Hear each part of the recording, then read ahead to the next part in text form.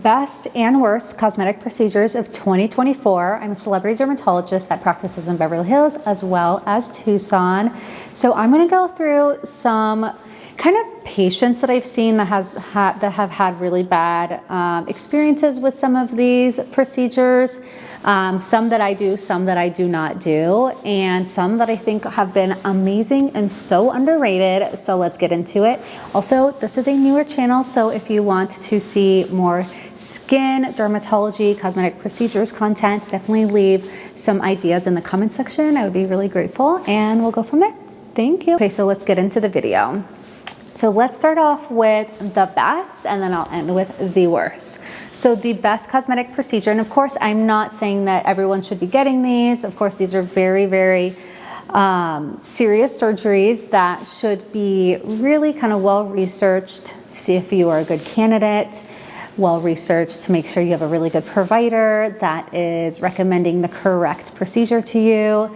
But in my practice, this has been a very, very popular procedure where a lot of my patients have had amazing before and afters after doing a lot of these non-surgical type of things, and that is jawline neck mini awake liposuction. So that is tumescent liposuction, where I'm actually removing and sculpting the double chin and the jawline neck area.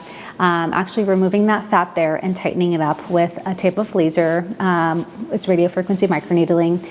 And this has really transformed so many of my patients' faces with an insecurity that they've had for years, because as we know, we can store fat in certain areas, and it's really genetic. It just depends on how you were born and where you hold a little bit more fat, and also your jawline facial shape. And things can get worse as we mature because things fall, are kind of insulin resistant sometimes, and so we're just able to hold on to fat a little bit more.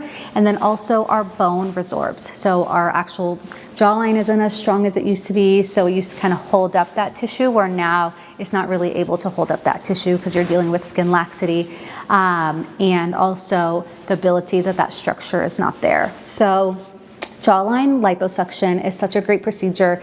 You are typically awake, and it is typically an hour procedure. You are awake, which is so important, because that decreases the risks of with something like general anesthesia, and it decreases the downtime. So my patients usually get that done. It's kind of a few hours that they're in the office. They get dropped off, picked up, and I go in with something like a cannula, which is almost like a little pencil shape. There's one entry point on the side there, one in the middle, and one in the back that completely closes. They're just a couple millimeters big.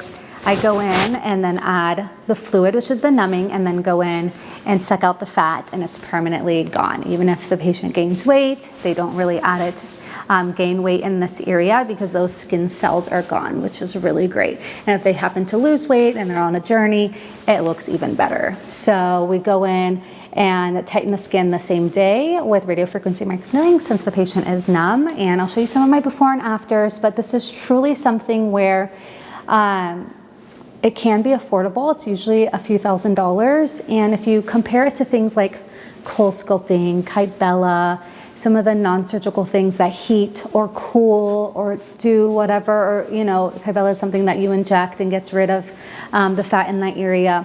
That actually ends up being a lot more costly than something like tumescent liposuction in that area, depending on where you are. Of course, this is my price for Tucson, which is a little bit lower cost because it's a lower kind of standard of living here.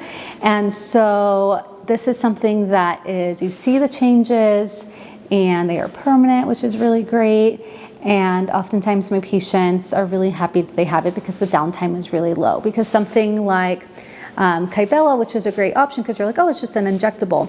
It's good for like a little bit, but if you want an entire kind of definition of your jawline, double chin, you really get a big downtime with that. So the downtime with Kybella is actually longer than the downtime with something like tumescent awake liposuction. Because usually with tumescent liposuction, people can go back to work the next day or the following day. You just have to wear the compression garment. And I typically recommend that at usually 24 hours and then just at night. But something with Kybella, for instance, you are really swollen bullfrog, and it is kind of noticeable for like at least a week or so. So that's really something to take into consideration, especially when you have to take off work and things like that. So that kind of adds up to your loss kind of risk benefit ratio that you're doing. So that is one of the top procedures, I think, and I think people are learning more about it and really researching that something like this can be treated with something that you're like awake with. You don't have to go through and get general anesthesia for something like this. Another great kind of procedure, cosmetic surgery of 2024 is just this less is more approach when it comes to cosmetic injectables, right? So it's this way of doing a little bit of filler. Of course, filler has been vilified, of course, but there's definitely a right way to do filler. And in my practice, I call it micro filler, especially for people who don't need a lot of volume. We just need to help with some of the shadows and how the light shines off. There's like a little bit of deficiency and aging. So we have like fat pads on our face. So if they're a little bit more deflated in that area, or they're sagging down a little bit, I call it kind of like my micro droplet technique, where I take 1 or 2 syringes max, and I really go in like every little area just for like a little bit of stimulation. I really like to add something like PRF, which is kind of like stem cell therapy, where we draw your blood, spin it, and it's your own blood products that pulls in stem cells, so it has growth factors. I really like this to add that with it. So we're getting kind of like both things. And then along with these types of injectables, Sculptra or hyperdilute Radiesse, which are types of injectables that actually stimulate collagen, I think are so popular now, and they're just going to get even more popular as people are kind of realizing that, okay, I kind of want to tighten the skin a little bit more. I'm filled exactly where I need to be, but I need to do something.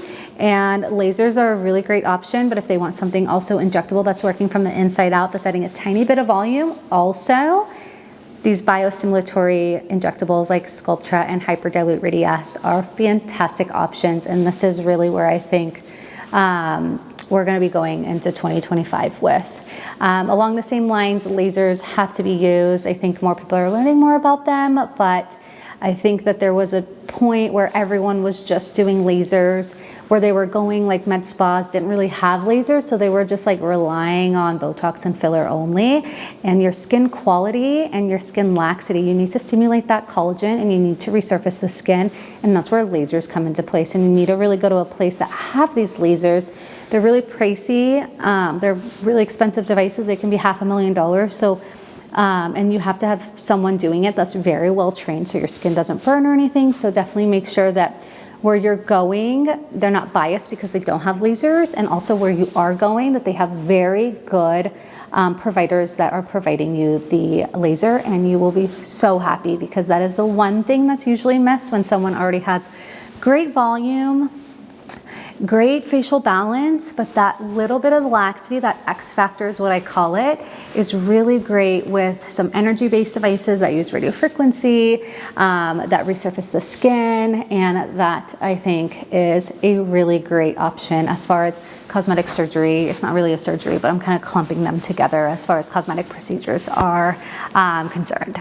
Now let's talk about the worst procedures. Number 1, it's called the plasma pen. A lot of non-derm, non-plastic surgery offices do them. So it's a lot more like where you go, where you're getting your like eyelashes done or your lip tints and things like that. Because I think that an esthetician can do these procedures.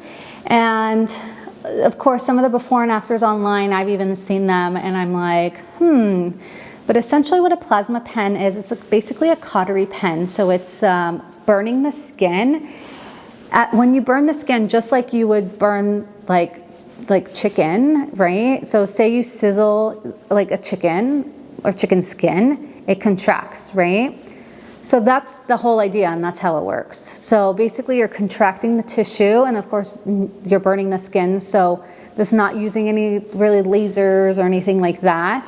That's very controlled in that sense because lasers only target what you want it to. So if it's water, it's deep, and that's how you get the resurfacing. If it's pigment, it's targeting just that, and it's really not affecting the areas where we don't want it to affect. So things with plasma pens where they're doing a million little dots next to each other, so around the under eye, for lines and things like that.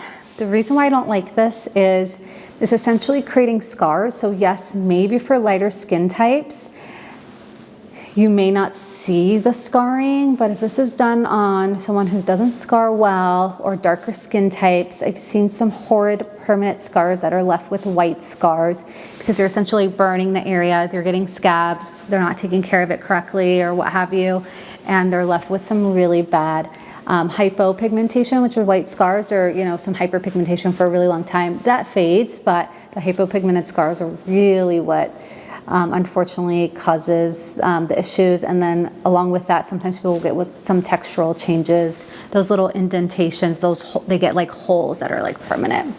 So I'm not a really huge fan of that. If it looks too good to be true, it's probably too good to be true.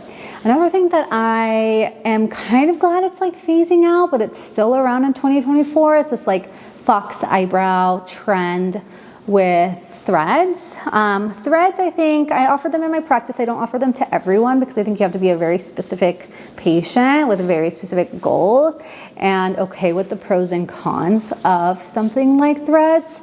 But doing them kind of in this area here just to get that pulled look, it doesn't look very natural, and when they're initially put in, and they don't last very long. So they're very expensive. There are some very important vessels in this area, superficial temporal arteries, some nerves in this area that help lift, that make you lift your eyebrows.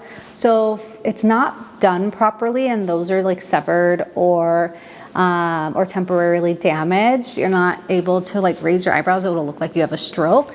And if you have any issues, the eyelid area is very delicate. So if you think about it, if you're putting something there that's holding this entire side of your forehead up, because it's basically the entry point is here and it comes out of your scalp area, it would have to be something really strong, and it's just, I don't know. I don't think it's a very safe thing to do. So I don't offer that to my patients unless they have very, very low eyebrows. I have done it for some more of my mature patients, and I use very small, delicate sutures, but our goal is not the foxy eyebrow. So that's why I'm kind of putting that in the worst category. It's that foxy eyebrow, using something like threads and things like that. So hopefully that was helpful. And if you have any questions, let me know, and I'll make sure to mention them in the next video. See you guys.